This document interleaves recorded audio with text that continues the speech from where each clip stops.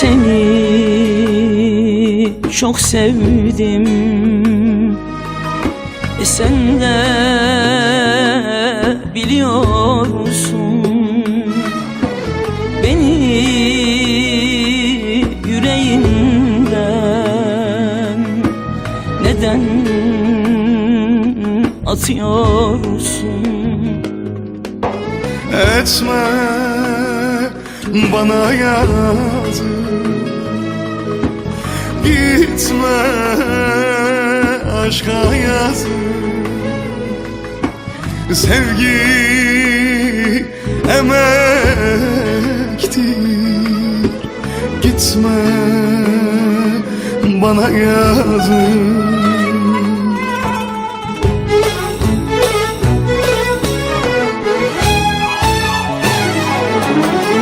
Hele sor şu İstanbul'a, böyle sevda gördü mü? Böyle aşık gördü mü? Böyle seven gördü mü?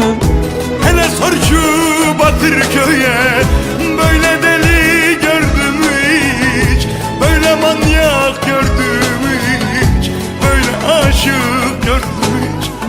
Gel etme, le dur gitme, terk etme, seni seviyorum.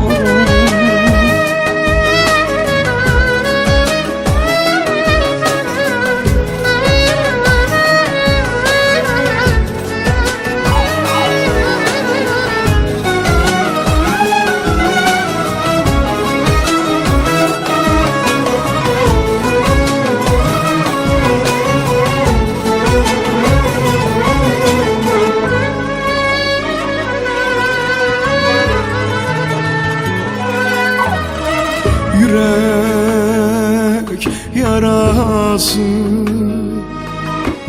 dinmez sancısı, hasret müebbet bitmez cezası. Gel etme bana yazık, dur gitme aşka yazık. Sevgi emektir, gel etme bize yazık.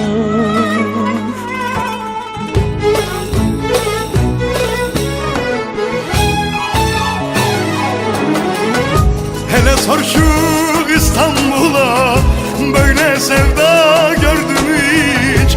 Böyle seven gördü mü hiç? Böyle aşık gördü mü hiç?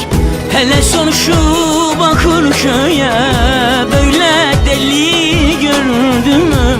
Böyle aşık gördü mü? Böyle seven gördü mü? Etme, ne dur gitme, bekle, seni seviyorum. Hele sor bu İstanbul'a, böyle sevda gördü mü? Hele sor bu Bakırköy'e, böyle deli gördü mü?